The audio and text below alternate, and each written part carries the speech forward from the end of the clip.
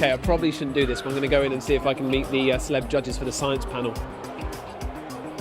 Hello. I was making a bunch of films for Big Bang Fair about the whole thing.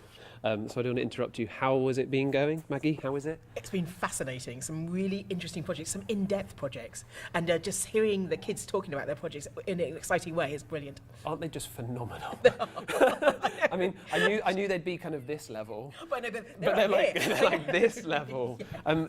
Any kind of standouts so far? Absolutely, but in all of them, in very different true. ways. All of them in different ways. Okay. So actually, all of them have been completely awesome. I am having to stop myself trying to employ every single one of them too early. So actually, phenomenal, really phenomenal. And what are you looking for in the judging?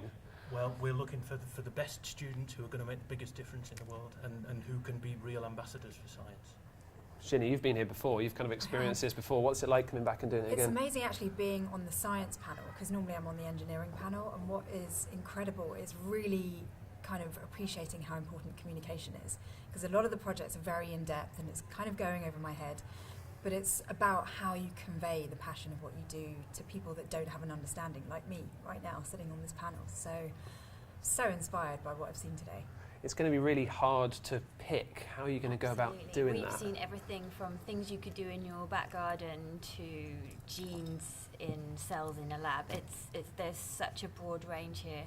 We're going to be discussing this at length. I'm sure you are.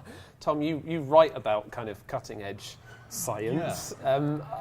I guess you could write about most of these. Well, there's definitely some of the projects I've seen where I thought, yeah, if you could just make that tiny bit more rigorous, I would get that in the paper. I mean, there's some of them that are really, really interesting. People have thought about questions that affect all of us, and then thought, how can we do an experiment into it? And it's slightly making me think what I did with my teenage years. Not this. Well, obviously, you've trod an all right path, I think, to be where you are now doing what you're doing. But what's amazing is the age of them. They're like, 15, 16, 17, 18, and they're doing stuff that would be kind of like cutting-edge research.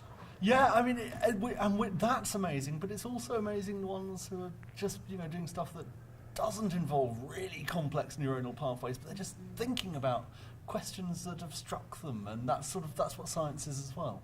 Thank you, guys.